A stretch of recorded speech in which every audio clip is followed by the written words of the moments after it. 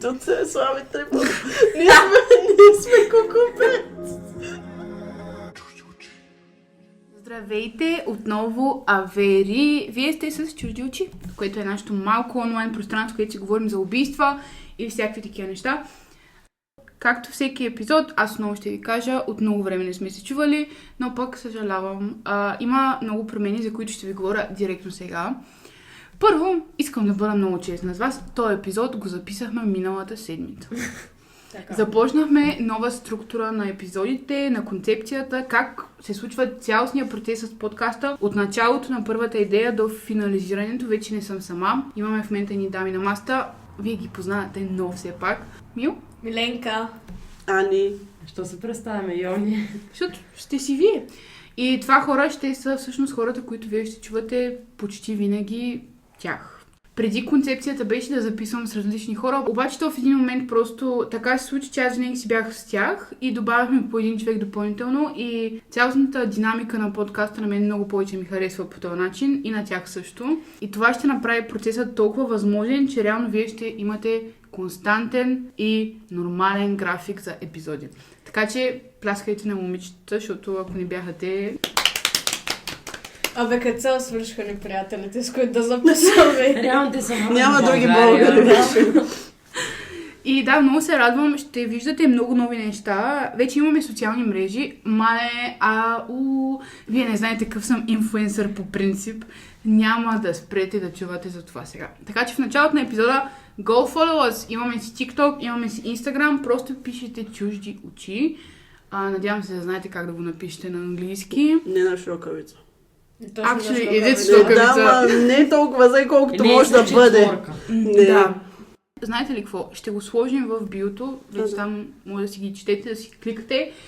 И да, много се радваме да сме обратно тук и няма да ви губя времето повече и директно почваме да си говорим, защото те дамите после ще си говорят с вас допълнително. Както абсолютно всеки епизод, хора, говорим за гадни неща, днеска особено говорим за супер мизерни неща. Както ви казах, записвали сме го този епизод вече веднъж и си знаем мизериите, поне тук на масата ги знаят и да ви кажа, не е чиста работата изобщо.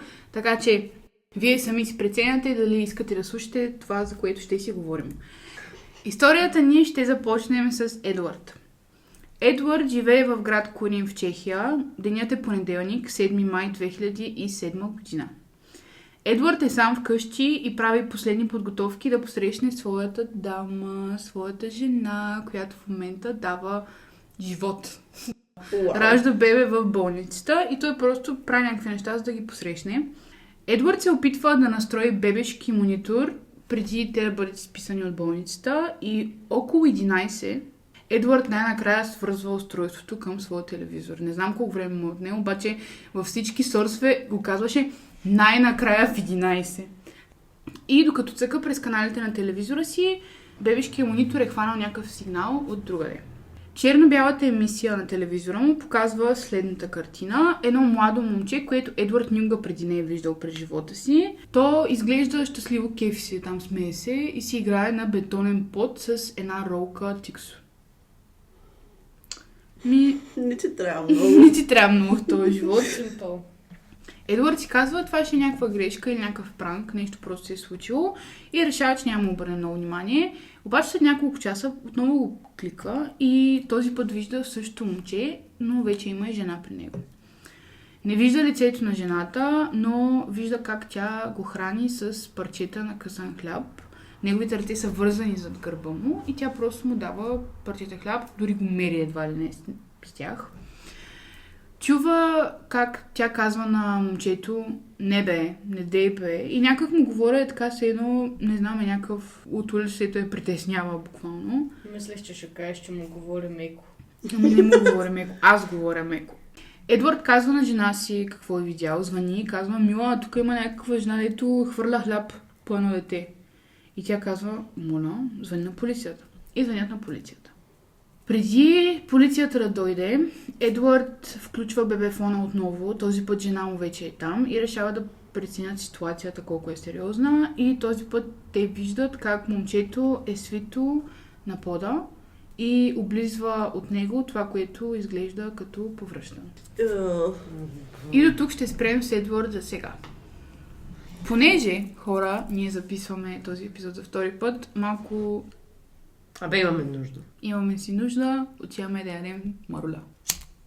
През лятото на 2005 година, 2 години преди историята с Едвард, 28-годишната Клара Маурерова работи в младежки център в чешкия град Бърн. Центърът се ръководи от по-голямата й сестра Катерина. Един ден Катерина отива при малката си сестра Клара и казва: дойде току-що едно дете от Норвегия, казва се Аничка. Аничка е на 12 години, много е болна и се нуждае от специална нужда, а ти си много добра майка. Клара вече щастливо отглежда синовете си на 7 и на 5 години, като самотна майка. Момчетата посещават младежкия център, ходят си на спорт и изучават чужди езици. Доста са адаптирани, енергични са. Да, просто всичко е окей. И Катерина казва на Клара: мисля, че ти ще си добра майка. Работата в младежкия център много е засилила интереса на Клара към детското образование и тя също така е била в процеса да придобие професионална квалификация за учител. Баланса на това, искам да си представите, е самотна майка, да ходиш на университет, да учиш, да работиш, да се грижиш за децата си и да правиш всичко за себе си. Хора, аз едвам се справям с котката. Сме 3. Не, че нещо, но... Както е, Якоб и Андрей, които са децата й. Якоб е на 7, Андрей е на 5. Доста често ходят с майка си в клас и като цяло на университети, на работа и навсякъде. Те се мотават из кампуса и правят каквото си искат, скачат, бягат, правят кълбета. Общо взето... От децата, които никой не харесва. Да. Така ли? Общо взето, живота им е много хаотичен, но е хубав. Момчетата са щастливи, всичко е окей. Дори един от учителите на Клара в университета казва, че тия деца са възпитани супер добре и са щастливи и са радостни и просто са деца. Буквално деца. След като сестрата на Клара й разказва за Аничка, Клара отива да се срещне с момичето. Аничка е говорила много тихо и като цяло визуално е изглеждала много ниска, много слаба, кафява коса и големи очила. Големи очила. От муха. Ужас. Да. Като муха, обаче с прозрачни очи. Както е, говори на чешки и норвежки едновременно, като смесица, между другото. И в крайна сметка, макар да не казва много за себе си, Клара веднага вижда, че това момиче не е окей. Има нещо, което е минало, не е окей. И защо тя си мисли, че не е окей? Аничка разказва за миналото си. Казва и, че тя всъщност е дъщеря на наркоманка, която я е продала за един секс кръг, където са малтретирали деца в предишното й сиропиталище. Вау! Тя говори за педофилски кръг и ужасяващи неща, изтезания. Освен това е принудена да участва и в изтезанията на другите деца. И тя вижда Аничка, вижда и казва: I can fix her. Да, Буквално... реално е майчински рефлекс. Вижда Аничка и казва: аз искам да ти помогна, ти не заслужаваш този живот. И не, че нещо, но това е най-нормалното нещо, което един нормален човек би изпитал. Особено ако имаш две деца, които обичаш и щастливо ги гледаш. Аничка казва, че когато педофилския кръг най-накрая е разкрит, тя е изпратена в центъра на деца Катерина и няма нито родители, нито настойници, които да я потърсят. Освен психологическите травми, Аничка също казва, че тя има левкемия.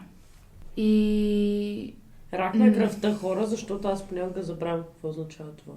Да, и не се очаква да оцелее повече от 16 годишна възраст. Тя в момента е на 12.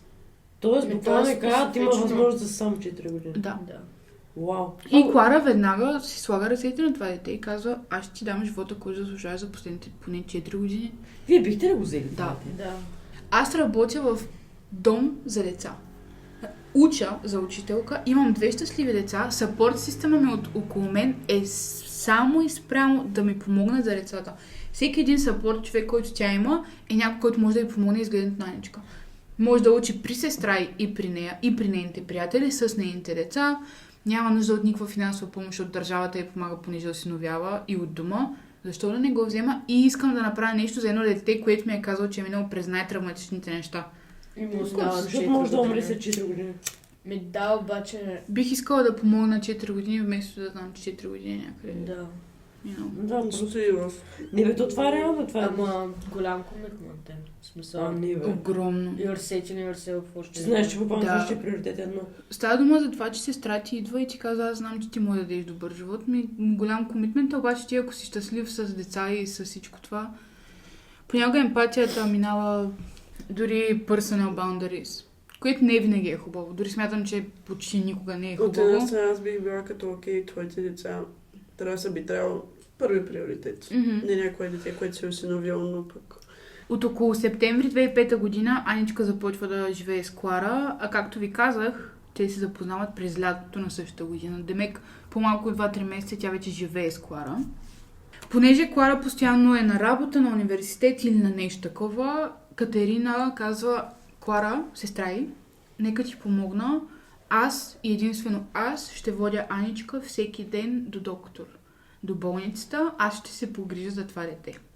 Не след дълго Клара пожелава да осинови Аничка и една година по-късно, октомври 2006 година, Клара и Катерина седят в кабинета на някакъв човек там, където обясняват как са направили всичко възможно да осиновят Аничка, но понеже тя няма никакви документи, това е невъзможно за тях. Започват месеци с различни институции, в различни офиси, с различни хора и в крайна сметка след много бюрокрация успяват. Но как? Първо подлагат Аничка на медицински прегледи. Направени са рентгенови снимки на предмишницата, на ръцете, а също така и е изследван нейното ДНК. Установява се, че Аничка е на възраст между 13 и 14 години, не на 12, както са мислили преди. И с нейното свидетелство, потвърждавайки възрастта й, сестрите Маурерови подават молба до Общинския съд.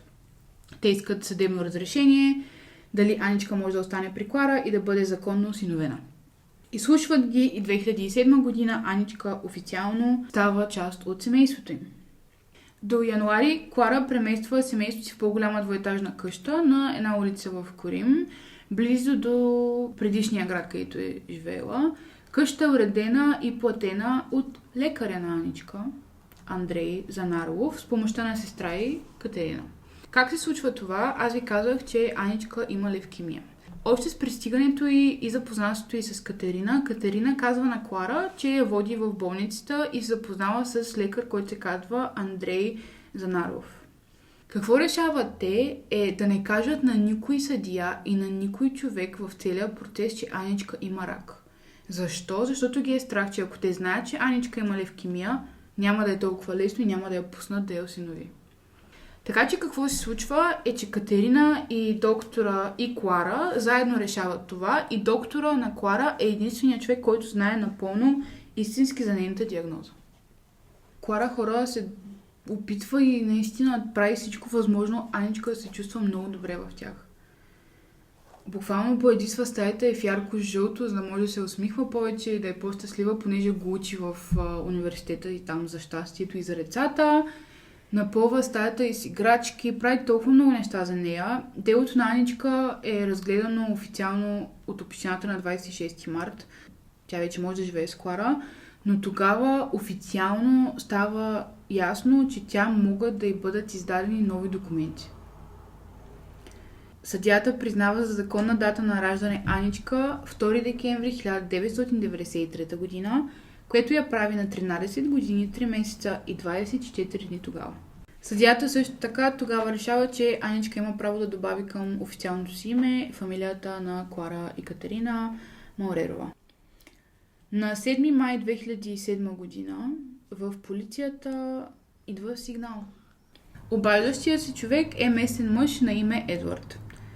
Вие тук вече знаете историята. Едвард звъни в полицията и казва: тук съм записал телевизора, снимала съм го. Елате да го видите. Това, че не е добре. Така си представям. Идвайте тук веднага, защото Едвард всъщност е записал на видео част от това, което е видял по телевизията. И предвид това, че обхватът на действие на един бебешки монитор е 30 до 50 метра, те си правят реално като заключение, че трябва да е някой от съседите. Обаче не знаят коя къща, те са супер много къщи и полицаят чува, че на записа, който Едвард е направил, се чува една песен. А записа е от преди 20 секунди. Спират да си говорят, изключват абсолютно всеки шум около тях, взимат чаши и почват да ходят по стените с тях. И всъщност от една чаша един полицай чува същата песен да върви през стената. Така те разбират, че това е техния съсед. Полицаите отиват там и на входната врата ги чакат две жени на 30 години. В момента, в който виждат полицията, те казват, не може да влезеш. Също искам да кажа поздравления, точно така трябва да правите. Като ви дойде полицията, казвате не. Не може. Нямате разрешително. Въпреки, че полицаите нямат заповед, ситуацията е грам не им пука, дали може. Ама аз мисля, че ако са засегнати деца им разпал по-различни правила. Грам няма значение дали си притеснена госпожа, че ще ти влезе от дома. Няма. Те влизат в къщата и виждат под стълбите един огромен шкаф, гардероб, не знам, представете огромен шкаф. Той е заключен с катинар. Те си казват, окей, защо има катинар тук? Защото си пазя сватбените къбли. На входа. Чиза! Пазя си чиза! Жените настояват, че там няма никой, но отказват да предадат ключа. И в крайна сметка полицейите си казват, мила, пак не ме интересува и това. И ги издърпват от там, защото те се опитват да блокират шкафа с телата си буквално. Вау! Това жените понякога сме големи филмарки. И докато това се случва, в стаята влиза едно момиче и почва да крещи. Мамо, какво се случва? След като прегръща една от жените, момичето започна да се държи за краката на един от полицаи.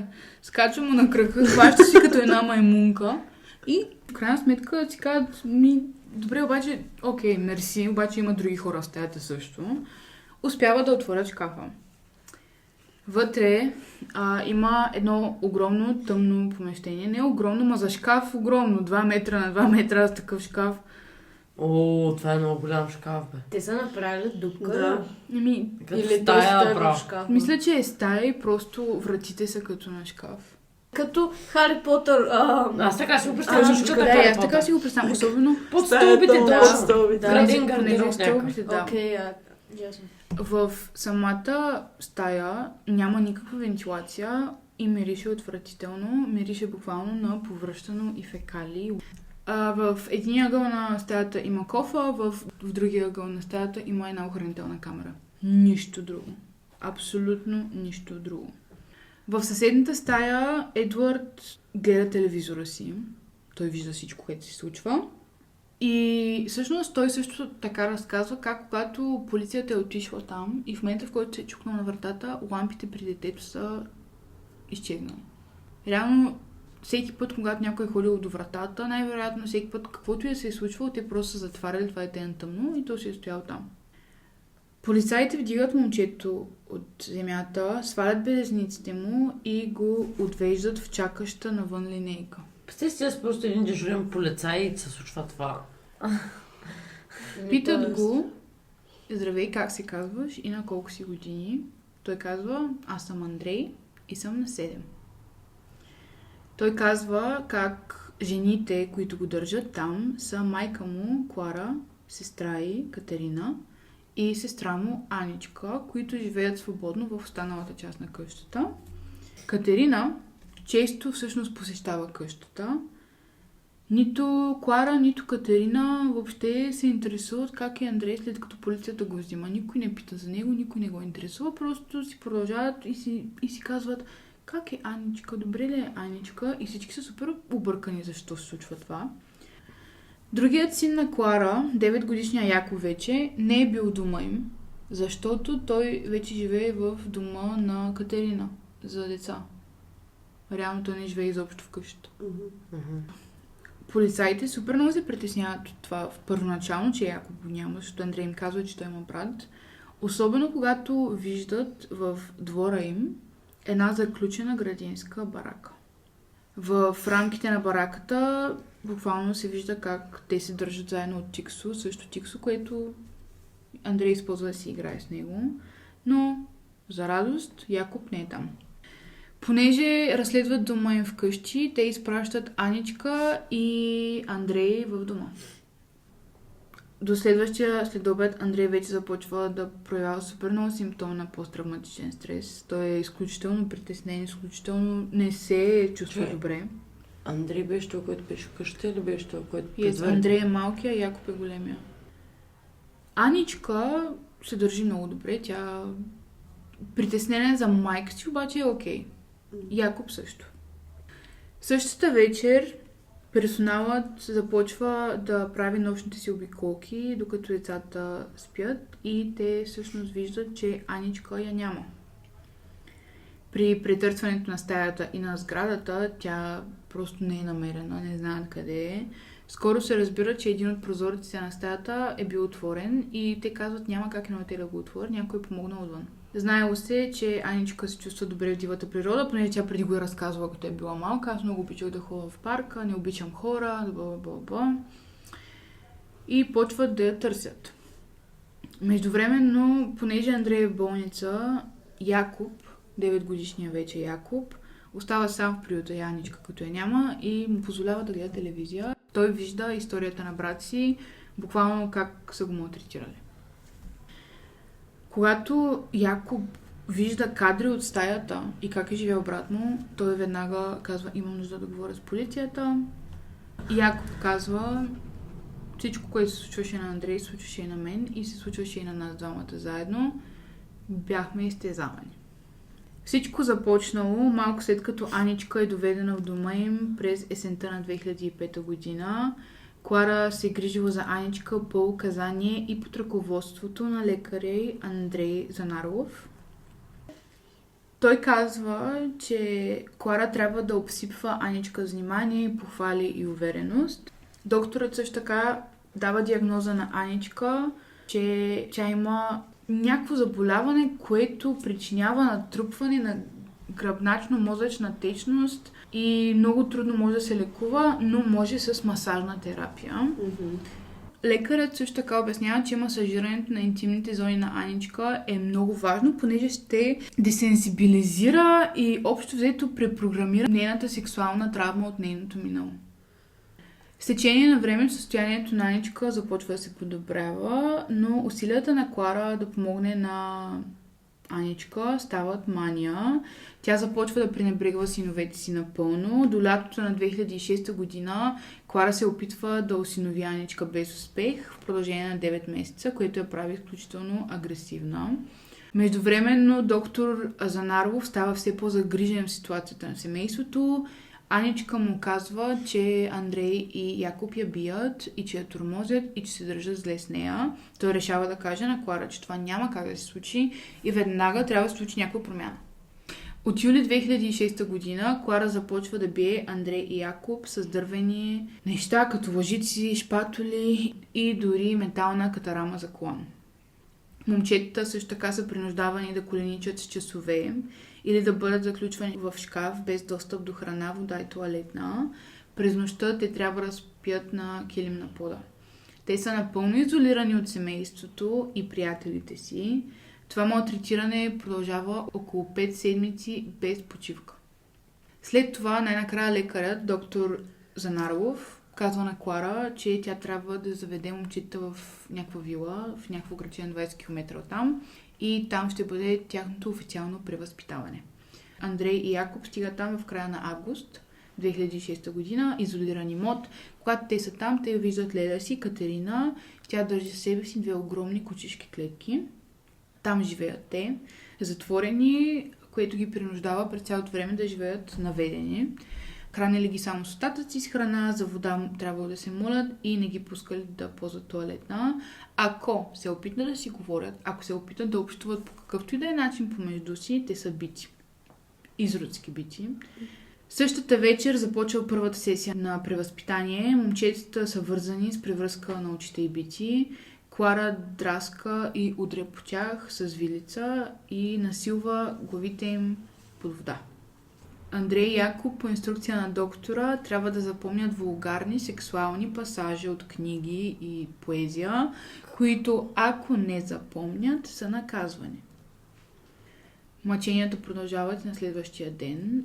Освен, че е жертва, Андрей също така е принуден да наранява и брат си, защото Аничка обвинява главно Андрей, че той е тормоз. Той е по-малкия, нали? Да. Въпреки, че доктор Занарлов никога не е бил там във вилата, той поддържал връзка с Клара през цялото време с текстови съобщения, имейли. Когато Клара го информира, че превъзпитанието на Андрей не дава много резултат, доктор Занарлов разработва план. Плана е следния. Дава една чаша вода на Андрей и му казва: брат ти е жаден, донеси я на брат си. Брат му, Якоб, не е пил вода, сигурно вече от 2 дни. Андрей носи водата на Якоб, след като той я изпива. Клара и Катерина се обръщат към него и му казват: ти току-що отрови брат си, в водата има отрова. Андрей почва да крещи, да плаче, водят го в двора, където има изкопана дупка и в нея лежи Якоб. И му казват: ако ти в момента се държиш добре, ако спреш да тормозиш Аничка, Якоб ще се върне. Андрей моли, плаче, обещава да бъде добър и те позволяват на Якоб, който са принудили да се преструва на мъртъв, да стане от дупката. Буквално това е изключително тежко психологическо изтезание. Наистина... Това е ужасно.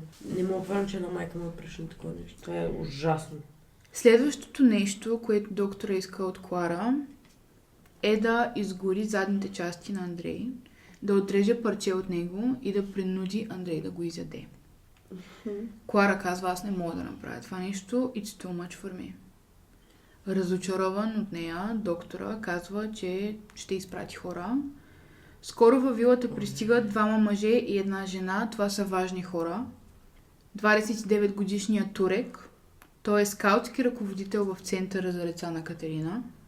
Неговия приятел Шклар, който работи също там. И жената е 26-годишната Хана. Тя също работи в центъра. Андрей и Якоб хора я познават като Леля и Нанси.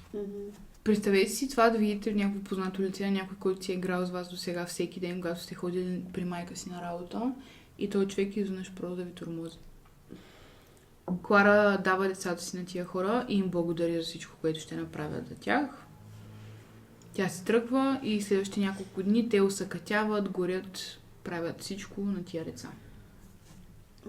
Всичко по инструкциите на доктор Занарлов.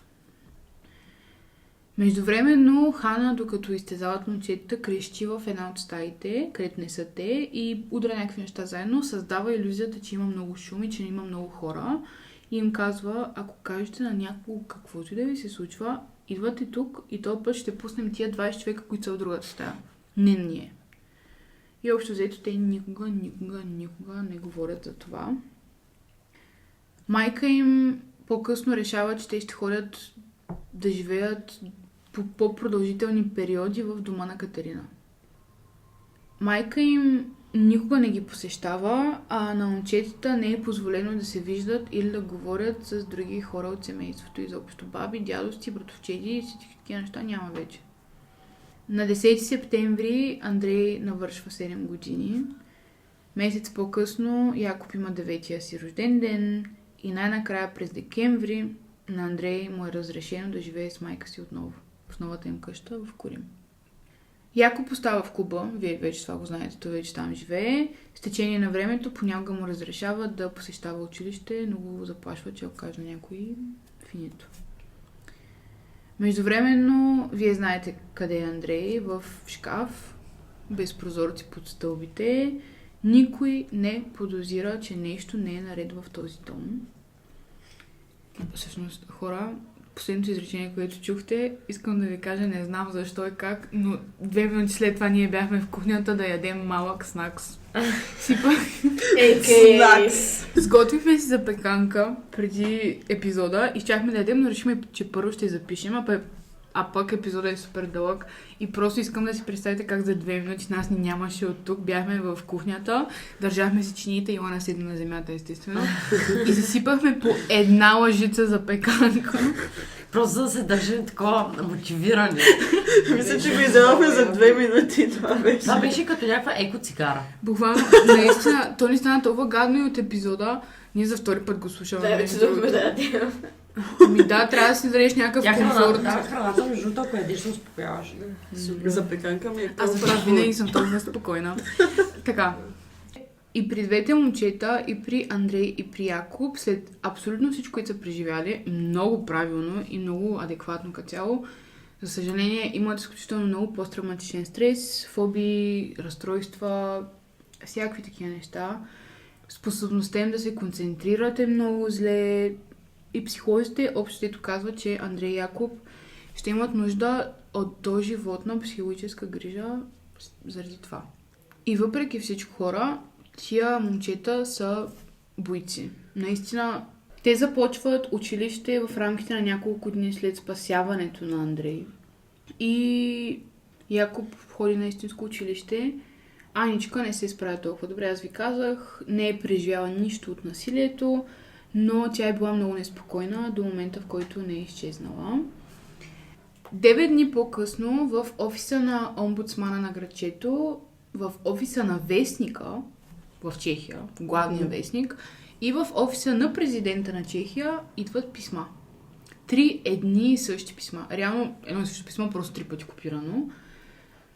Всяко едно от тези писма съдържа ксерокопия на едно и също, отново казвам, ръкописно писмо от 9 страници, датирано 6 дни по-рано. Писмата са подписани с името Аничка. Малка част от писмото ще ви прочета. Майка ми съвсем не е лоша, както показват по телевизията и във вестниците. Не разбирам всичко, но все пак ще напиша истината, каквато аз знам, че е. Моля, простете на майка ми. Знам, че полицията и всички ме търсят, но аз се страхувам от вас. Не искам да ме намеряте. Никой не иска да чуе истината и как е било в действителност.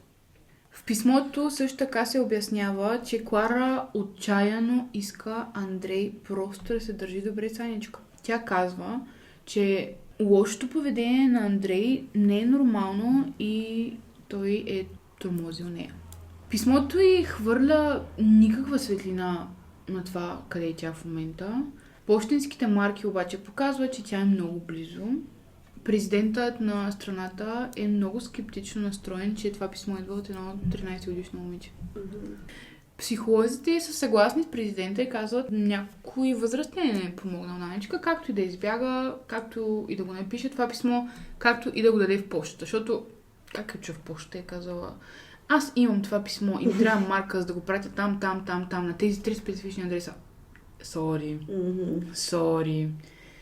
Бившата стая на Аничка в приюта за деца е щатно прегледана и намират изключително много ДНК. Тя е много, наистина, много. И те казват, че това е невъзможно. Невъзможно е да е ДНК на 2-3 дни. Това е ДНК на много време. Толкова много има в тази стая, ще си кажат what the fuck. ДНК-то е на момиче, което се казва Барбара. Сестрата на Шкла. Онзи, който беше във вилата и измъчваше децата. 23 годишния. Въпреки, че никой не знае къде е Барбара, разследващите са сигурни, че тя всъщност е заедно с Аничка. Изчезването на Аничка е широко отразено навсякъде, във всички вестници и медии, в статии. В медиите се появява дори една снимка на нея. Представете си я с 2 опашки и Клара над нея. Тя изглежда нервна, мъничка гледа си надолу. След като тази снимка става публична, полицията получава обаждане от мъж и казва: Хей, това до Клара не е никаква Аничка.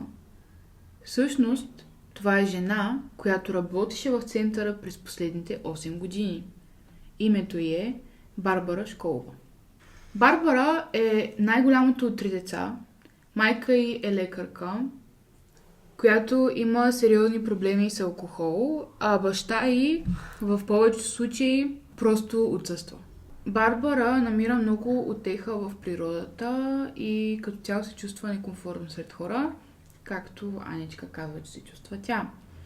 Когато израства, тя се лекува от неврологични и сърдечни заболявания, както и от епилепсия. Имала е и неразвита, недостатъчно активна щитовидна жлеза, което възпрепятства физическия растеж. Когато Барбара е в началото на 20-те си години, тя се запознава с Катерина. Те са приятелки и живеят заедно. 8 години Барбара работи като възпитател в младежкия център. По-малкият брат на Барбара също работи там.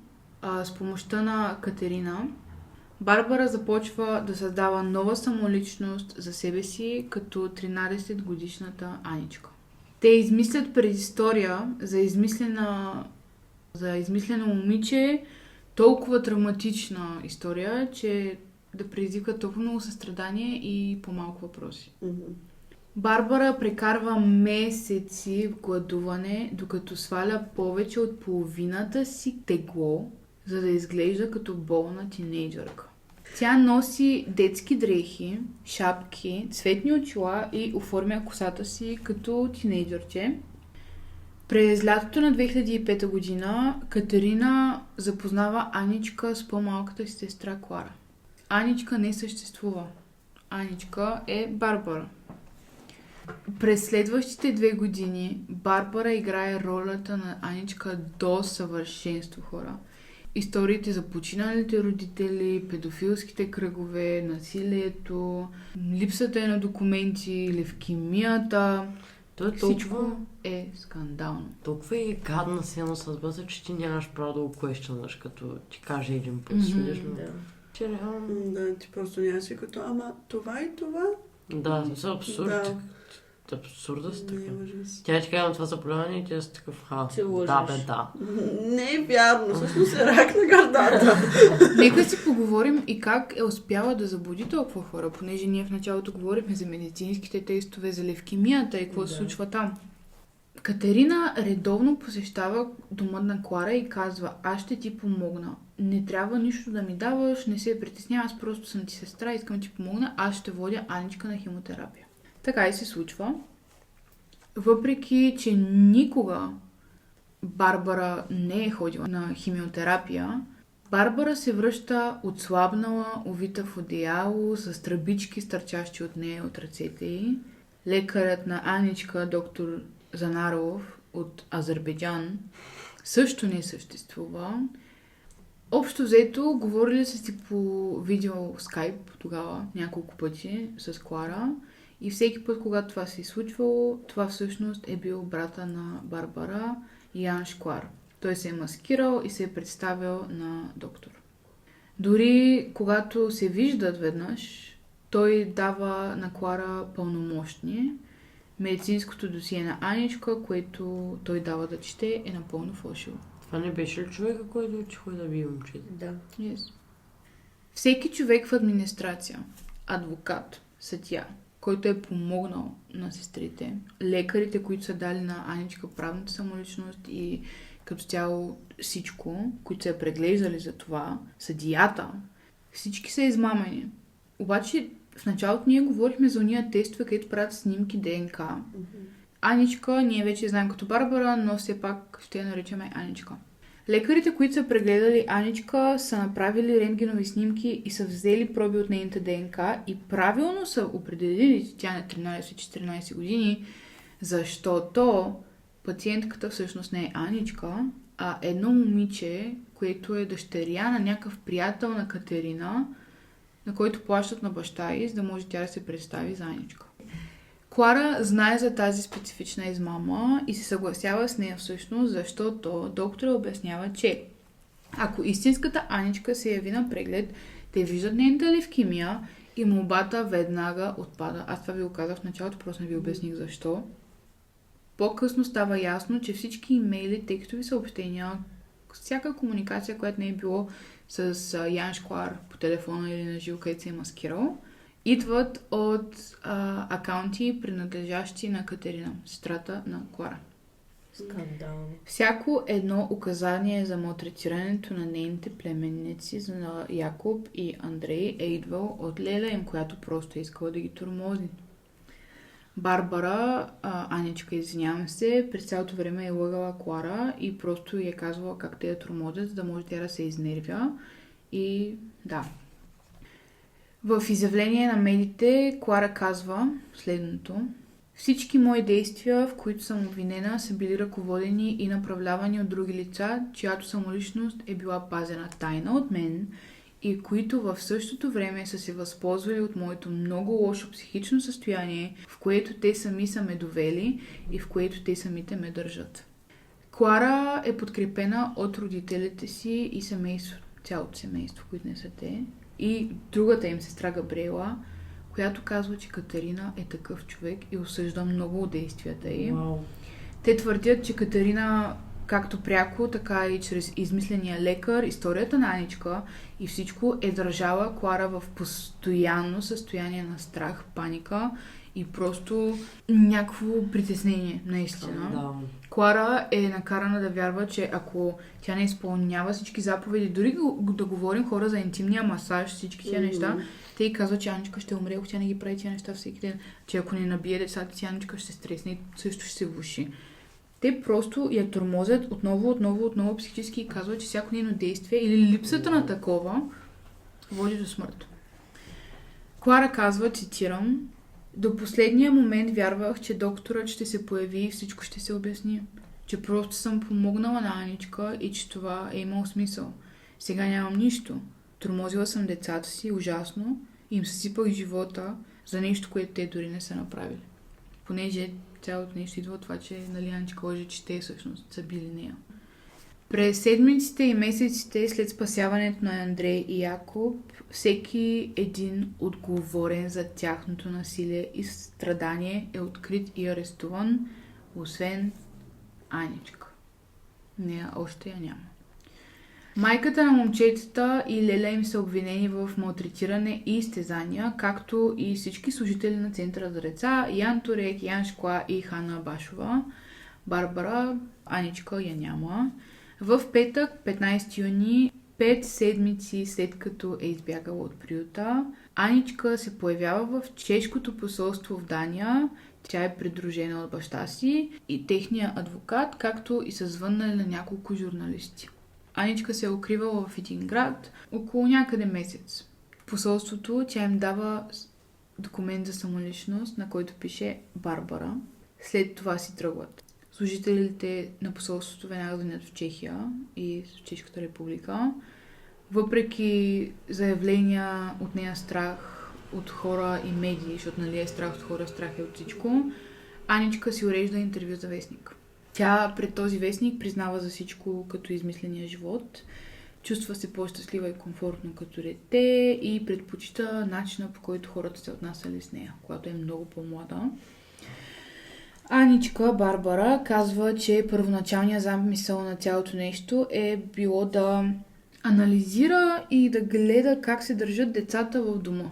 Не е трябвало изобщо да случва нищо с Андрей или Якоб или с Клара, дори тя просто иска да вижда как се държат децата. Но в един момент вмъква се в живота на Клара и не дава подробности за нищо. Тя отрича Клара да е била Андрей и Якоб и казва, че единствено е бил дисциплиниран, когато е имал нужда. Тя не изпитва емпатия и казва, че те всъщност са насилниците. Когато я питат дали тя ще продължи да бъде Аничка, тя казва не, Аничка вече не съществува. Сега е момента, в който се връщаме към името Барбара, защото Аничка вече я няма. След това интервю Барбара отново изчезва. 5 месеца по-късно, хора, през декември 2007 година, 13-годишно момче на име Адам Варнер, което живее в Осло, Норвегия, се обръща към учителите си и казва, че го малтретират. Въпреки че извършителят е бащата на Адам, той е изпратен в приют за деца. След това в неделя, на 16 декември, Адам изчезва. Полицията се свързва с него и започва издирване в цялата страна. Адам най-накрая е открит в Чешката република, където е намерен жив и здрав при майка си. Защото това не е Адам. Той никога не е посещавал училище в Норвегия. Учителите нямат никаква представа, че 13-годишното момче, което смята за Адам Варнер, всъщност е 33-годишната Барбара. Тя... Наистина, скандално е. Тя е откраднала самоличността на Адам, маскирала се като него в продължение на няколко месеца, За да изглежда по-мъжествена, е напълняла супер много, обръснала си и главата и обличала огромни дрехи. В крайна сметка, Барбара е хваната, арестувана, транспортирана в Чешката република, където в момента е при майка си. Барбара е разглеждана от два експерта на обвинението и на защитата. Експертът на обвинението казва, че Барбара не страда от никакви психологични заболявания. По-скоро тя просто е манипулатор на хората около нея. Защитата не е съгласна с това и казват, не, Барбара е много болна и тя се нуждае от много лечение и много помощ. За да реши въпросът, съдът разпорежда собствена оценка. Техен състав от 8 независими психолози и терапевти и психиатри оценяват Барбара и установяват, че тя няма никакви признаци на психично заболяване. Барбара е обявена за компетентна и се явява пред съда, както и всичките й съучастници. Клара, Катерина, Хана, Турек и Шквар. We have 2.5 pages, bro. Клара, Катерина, Хана и Шквар са обвинени в лишаване на свобода, а срещу Турек е повдигнат допълнително обвинение за причиняване на телесна повреда. Срещу Катерина са повдигнати обвинения за лъжесвидетелстване и предоставяне на неверни експертни показания. Съдебният процес започва с пълно прочитане на обвинителния акт, в който подробно се описват всички неща, които са причинени на Андрей и Якоб. След края на четенето на свидетелската скамейка се изправя забележимо отслабналата Клара. Тя почва да плаче, буквално крещи. Тя казва, не мога да повярвам, че доверих на сестра си и на този доктор. Опитах се да помогна на Аничка. И веднага след това започват проблемите с момчетата. Вярвах, че това е сериозно нещо и бях убедена, че аз съм ги разглеждала с възпитанието и действията си, че Андрей е поведенчески болен и няма да има нормален живот. Бях толкова благодарна на лекарите и на лекаря, който ми предложи да ми помогне с превъзпитаването им, че просто му се доверих. Вярвах, че ако направя всичко, ние ще бъдем едно семейство и ще спася Аничка от смърт. Въпреки твърденията, направени по-рано от Барбара, Клара признава, че Андрей почти винаги е бил заключван в шкафа под стълбите в къщата. Той е живял там почти постоянно. Пускали го навън само в редки случаи, когато е бил добър. Майчинският фокус на Клара толкова се изкривява, че когато полицията почуква на входната врата, за да спаси Андрей, тя всъщност се страхува, че те са там, за да отнемат Аничка. Опитвайки се да обясни действията си, Клара заявява следното. Нараних децата си, но не исках да ги наранявам. Опитах се да бъда добра майка. Никога не съм обичала насилието. Случиха се ужасни неща. Аз направих ужасни неща.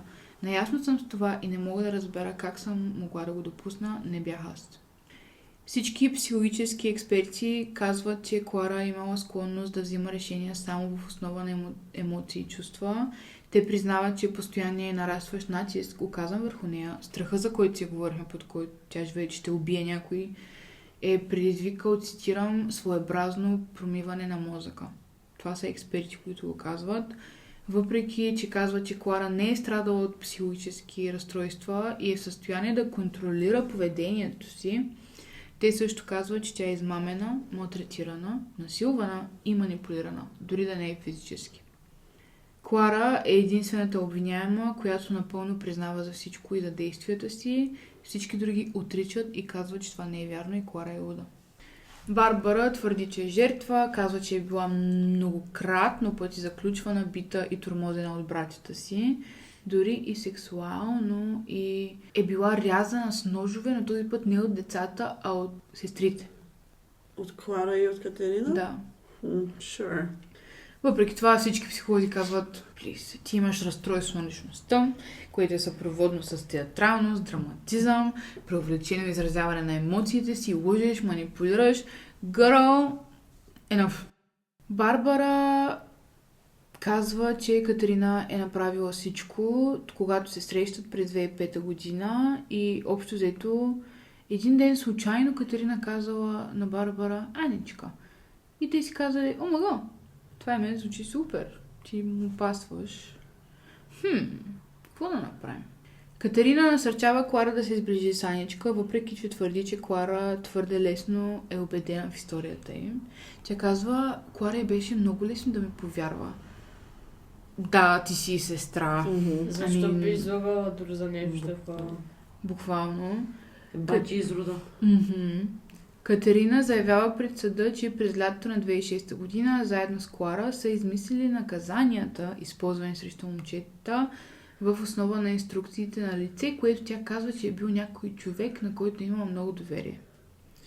Тя също така не признава, че всъщност е писала всички имейли, текстови съобщения от доктора, но ние знаем, че това се е случило.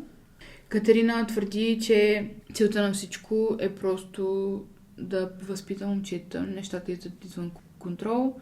По време на всичко, докато Катерина говори, Клара крещи от скамейката как може и как ми го причини това. Наистина, как го намери в себе си? Аз и това си мисля, как тази жена е намерила това в себе си да го причина на сестра си. То на който и да е, но на сестра и на две деца. Окей, две деца е скандално. Две племенници. Как ти хрумва да измислиш нещо подобно? Докато искам само да кажа, всички тия хора работят в приют за деца. Да. Тя се изроди, бе. Скандал. И за това Как са се намерили? ти попита в началото дали бихме усиновили такова дете. Ако това дете беше в такъв период, го взимам директно. И сега ще си кажа най-скандалната част. В края на октомври 2008 година 6 обвиняеми са признати за виновни по всички обвинения. Хора, за ролята си в насилието Турек, Шклар и Хана са осъдени на 5, 7 и 7 години затвор. Клара е осъдена на 9 години, Катерина е осъдена на 10 години, като най-водеща роля. Барбара, Аничка, Андрей ли беше, какъв беше, дето се правеше в Норвегия, както искате да наричайте, получава само 5 години през 2008 година. Всички тези хора са навън. Няма нито един от тях, който в момента да е в затвора. За мен това е абсурдно. И имам предвид абсурдно, като всяка една дефиниция, която бихте могли да дадете на думата абсурдно, това е абсурдно. Това престъпление, което отдавна е известно като делото Курим, остава заобиколено от слухове и спекулации. От декември 2008 година е отменена забраната за посещение на членове на семейството и с течение на времето момчетата започват да се виждат с баба си, дядо си, както и биологичния си баща, което им е било забранено. Вау. В момента, в който Аничка влиза в живота им, на тях им е забранено всякакви външни хора. Всички обвиняеми изтърпяват минималните си присъди и са освободени вече. На никой от тях не е било разрешено и не е разрешено в момента да работи с деца. Това е единственото нещо, което те трябва да плащат завинаги като последица за израелските си неща. Барбара е освободена по-рано, през 2012 година, и скоро след това променя името си. Не знаят къде, нямаме си идея. Как така ще е позволено да си промени името? И тя Съобщава се от някакви хора от тук, от там, какво се чува, че тя каквото се чува на улицата. Така казват, че тя живее от инвалидна пенсия на някъде на неразкрито място и е под грижа на психолози. Катерина е освободена през 2014 година, юли, и от тогава не се появява на бял свят. Майката на Андрей Якоб, Клара, напуска затвора 9 месеца преди сестра си. Според съдебния психиатър, Клара е постигнала много напредък и по време на престоя си в затвора като цяло е смятана за безопасен човек и дори никой не се притеснява дали тя е опасност за себе си, децата си, обществото. След известно колебание от страната на Якоб и Андрей, те започват да й пишат писма и я посещават редовно. По времето, когато Клара е освободена, 2013 година, 15-годишният Якоб вече и 13-годишният Андрей, според хора, отново така казват, са щастливи, че майка им е извън затвора. Последната информация, която намерих за тях, е от преди 6 години, 2018. Един журналист търси момчетата и твърди, че въпреки травмата, която преживяват, те са самоуверени, млади мъже. Статус във Фейсбук, написан от Андрей. Ще ви го прочета сега. Ако някой ви нарани и се възползва от вашата надежда, научете се да го уважавате. Приемете го като най-големият си учител. Ако животът ви върви гладко, вие сте мек човек. Ако от другата страна преживеете нещо трагично, вие развивате вътрешната си сила и смелост да ги посрещнете. Не заслужавате лошо, но когато се случи, вземете урок от него. Аз смятам, че това са някакви бахтилоите деца. Тогава да имаш тая настройка. Те вече са мъжина по 24-27 години. Едно нещо, което искахме да направим в новите ни епизоди, е накрая да си говорим за няколко точки. Искахме да говорим за през нашата призма, как смятаме, че епизодите се равняват на 3 различни скобички. Едната от тях е колко е некомфортен за слушане, колко е гнусен самия случай. Истината е, че за мен това беше много дистърбинг, а затова хора ни е втория път, в който го презаписваме. Да. Реално, ние вече се бяхме шокирали от това за Барбара миналия път и от всички изродски неща от присъдите. И за мен е много гаден епизод. Разказвам го втори път и вече съм го чела сумати пъти. И всеки път ми дава едно гадно чувство в корема. Така че аз го казвам, не знам, максимално гадно. Мен ми е много гаден този епизод. Това ми е най-гадният епизод, който ме написал. Много е Мисля, че тежко. може би един от... Не, най-гадният епизод. Защото е за деца. Не само, просто не За знам. мен има много нива. Много нива. И няма на никакво гнус. обяснение какво слуша. Всеки какъв е интеншън на всеки, каква му е мотивация да направи, какво да направи. Никога не знаем. Не разбираме. Защото Барбара предпочита да се държат с нея като дете. Да, Единственият интеншън, който имаме наистина цялата предистория, е това на Клара манипулация. Да. Промиване на мозък. И това не е интеншън, това е просто промиване на мозък. За мен е по-скандално това, което се прави. Защото реално Да. няма убийство. Обикновено говорим за някакъв тип убийство. Това са хора, които са стояли и са като какво да направим този път да ги измъчим? Второто нещо е колко е уникална историята. Не като уникална а по-скоро колко е оригинална, колко е нещо, което не чуваме често. И отново казвам, шокиращо, да. Аз никога не бях чула такова нещо. Надявам се никога повече да не чуя такова нещо.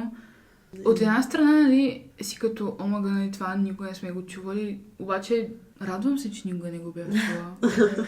Но Чехия, доста като България, скандални присъди за такива насилства. Препоръчвам ви, наистина мисля, че и те ще ви препоръчат, ако имате време, ако ви е интересно, слушайте този епизод 2 пъти. Да.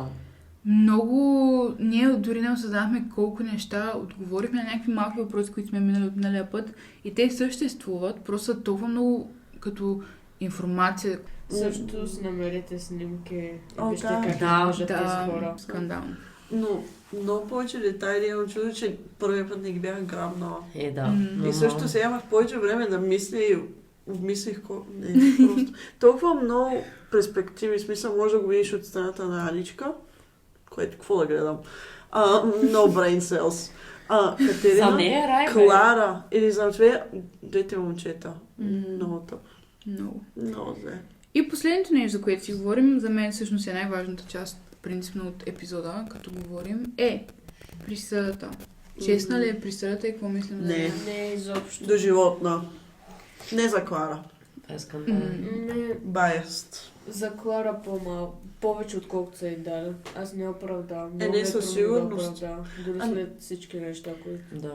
Много интересна манипулация за как работи. В смисъл, имаш толкова много хора, които ти дават информация и ти просто нямаш избор.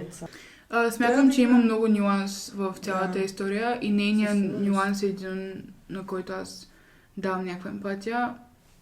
Радвам се, че е била в затвора, колкото е била. За мен нейната присъда е горе-долу честна. Останала е в затвора до толкова да излезе, че децата е вече да са построени хора, които тя не може да разруши, дори да е излагала за всичко. И едновременно, ако наистина се е случило така, както аз вярвам, че се е случило, е успяла да направи някаква рехабилитация. Да.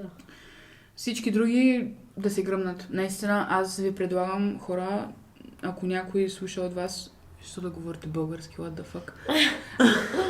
Обаче, в моята глава в момента манифестирам, че вие някак ще чуете тази мисъл, която имам. Гръмнете се. Това не да го кажеш. Не казвам го, дори ще сложа ръката на сърцето, гръмнете се. Добре, бе, с това те. Не да се гръмнат, разбираш ли, наистина не мога си. Но да, исках да ви кажа, че вече отново да ви кажа, имаме социални мрежи, хора, имаме си TikTok, имаме си Instagram, нямаме си Facebook, защото what the fuck, но така. И да, имаме социални мрежи и искам да ви обясня всъщност как ще работим заедно, защото за вас това е важно да се чуе. Причината всичко да беше толкова нестабилно е, че I'm just a girl. I really am just a girl, хора. Аз съм просто някаква мацка. Това е. That's me. И общо взето беше много трудно просто да вкарвам това в нормалната си рутина. И вече няма да съм сама. Това нещо се променя. Вече подкаста не е на Деница Дякова. Подкаста е на Авери. Ние сме си просто Авери. So, Ани, what are you going to be doing, actually? Аз социални мрежи, контент ще качвам. Yes. И ще коментирам от време на време. Като ни чуете сладките гласчета по социалните мрежи, да знаете, че Анка го е пипнала. Нейните ръце са направили толкова. Така, ще почна да правя едити на Big Brother. Шегувам се. Миленка, ти какво правиш? Аз ще обработвам аудиото, което чувате. Да. Аз ще правя ресърча и ще пиша епизодите, както и ще съм главен човек, който ви говори. Но матките един ден, ако решат, че искат да говорят и да водят епизод, ще има промяна. Йони е винаги тук за рекординг, в повечето случаи, но тя иска да е малко по-пасивна, понеже просто не знае дали има време в ежедневието си. Но ще ми помага. Да. Аз ще я форсирам. И ще помага на Ани за социални мрежи, клипове и подобни неща. Хора, ние, между другото, записахме... Колко епизода имаме, Мил? Около 4. Имаме 4 епизода, които вие не сте чували. Какво ще направим е за да ви кажем здрасти и да бъдем много добри. И понеже на нас ни липсвахте и тези епизоди трябва да ги чуете. Първият епизод, който ще ви пуснем е на 31 октомври на Хелуин и е ето този, който вие чувате. През следващите 4 седмици вие ще получавате по един епизод на седмица. И след това вече ще се върнем към нормалната си рутина, която ще бъде един епизод на всеки 2 седмици. Това Да си има какво да се гледате на Коледа. Като Леля ви ядосва и не искате да стоите с семейството на масата. Възможно е да си вземем почивка декември или януари, само за малко. We are just a girl. Yes. Just one. We're collective. One brain cell. Yes. Но да, в началото особено ще ви пускаме доста редовно епизоди и после ще си намалим в нормалната ротация. Демек пак ще започне да забравяме, така. Не. Като има We are pre-recording, we're doing stuff. Ани ще ходи в Корея. Следващия път, в който се чуем на живо, т.е. новите ни епизоди, Ани вече ще е била къде? Корея. Това беше много сме гладни, отиваме да ядеме. Последвайте ни в TikTok, в Instagram. Айде! Чао, чао!